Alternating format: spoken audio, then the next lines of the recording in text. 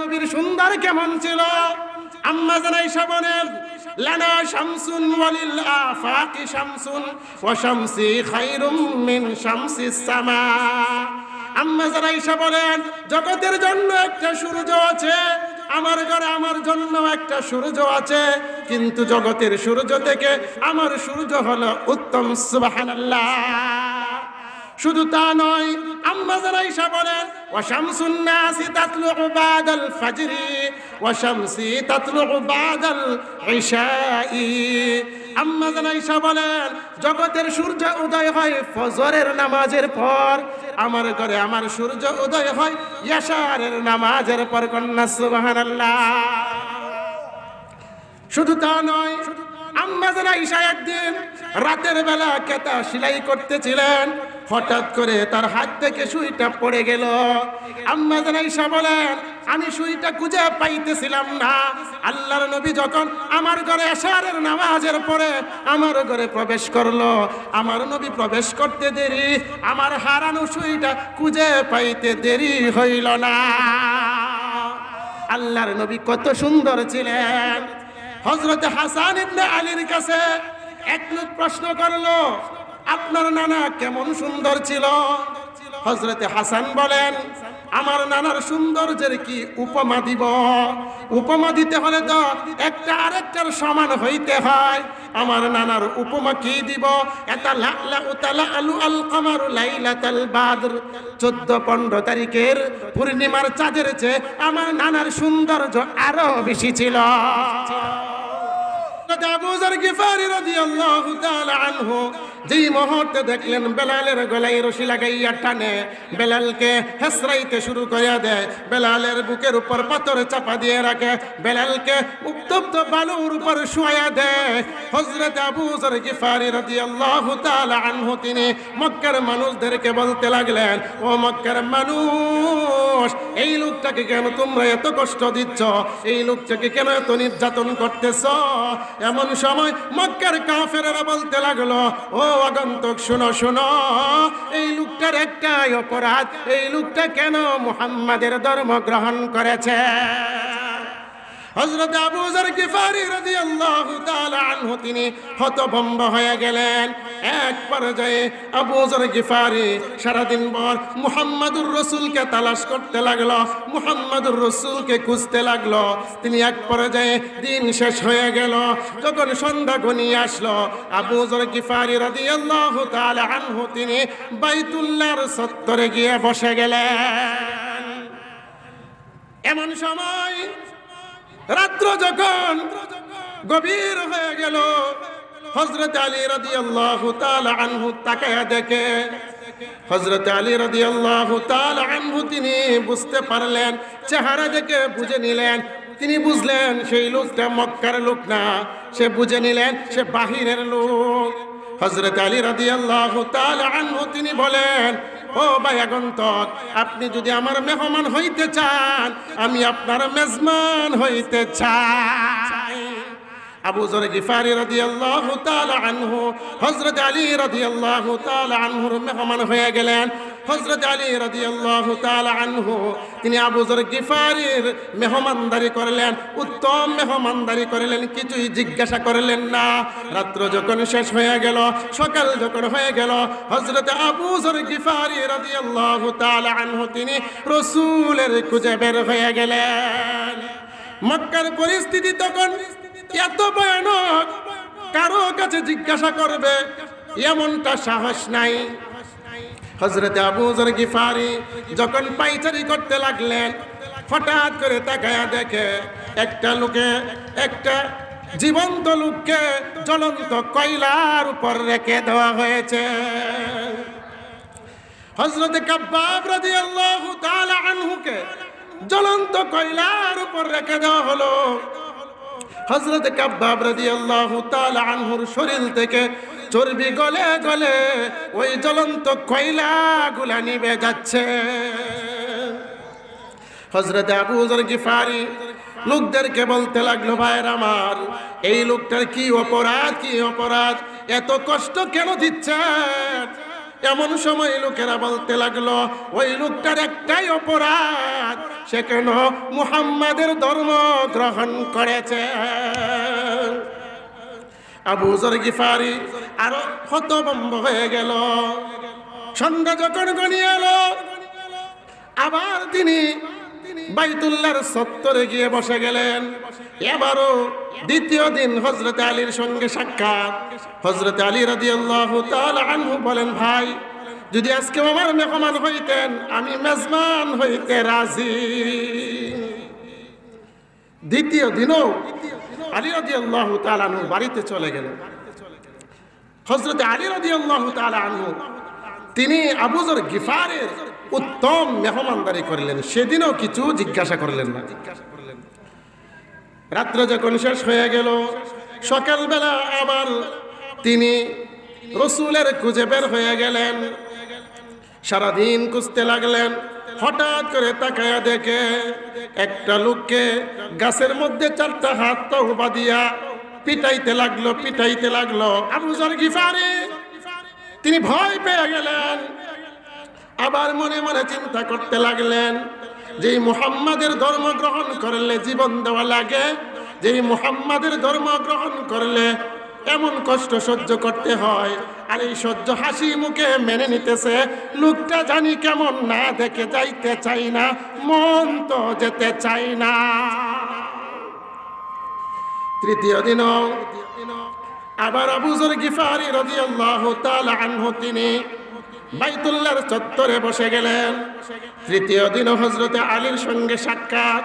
হযরত আলী বলে, ও ভাই, আজকেও যদি আপনি আমার মেহমান হইতেন, আমি মেজবান হইতে রাজি।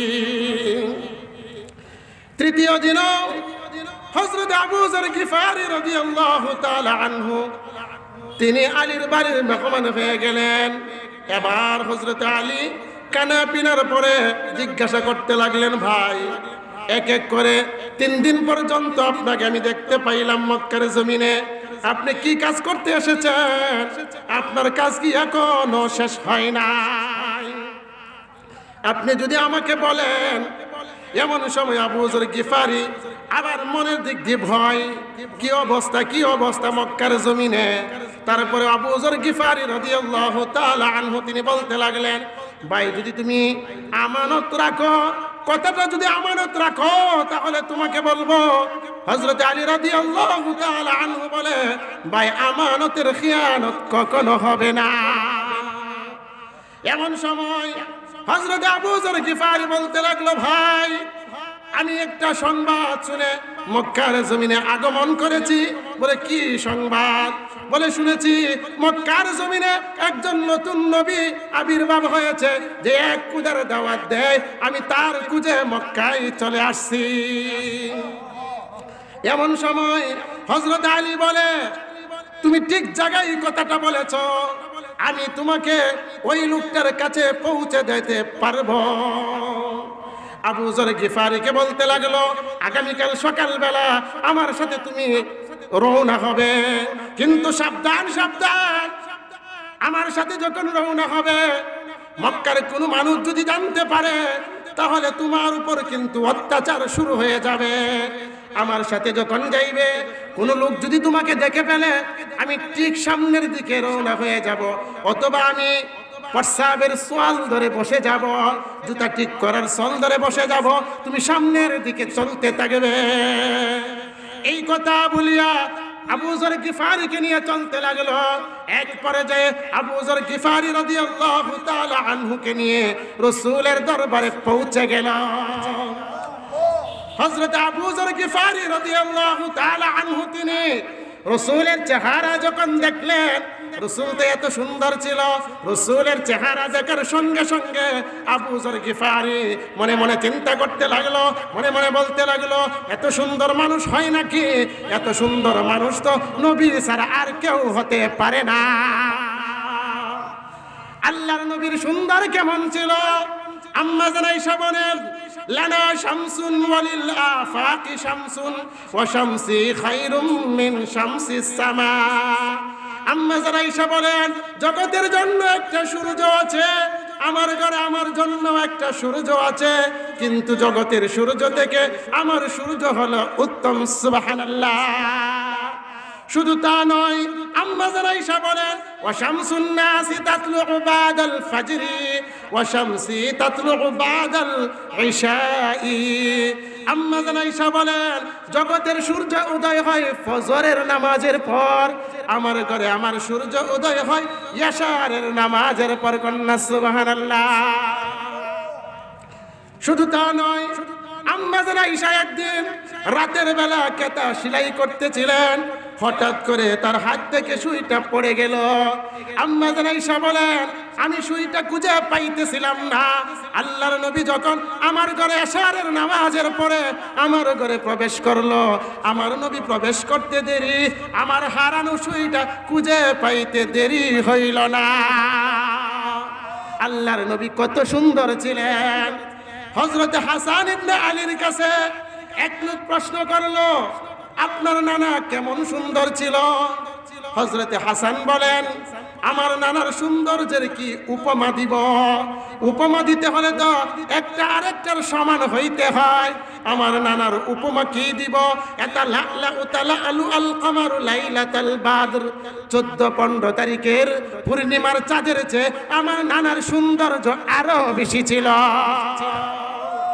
হযরত আবু যর গিফারি বলতে লাগলো এত সুন্দর মানুষ হয় নাকি? হযরত আবু যর গিফারি রাদিয়াল্লাহু তাআলা আনহু তিনি বলেন ওগো নবীজি আমি আর জাহান্নামের কেরকুটা হতে চাই না, জাহান্নামের লাকড়ি হতে চাই না। ওগো আল্লাহর নবী আপনি আমাকে কালিমা পড়ায়া দেন।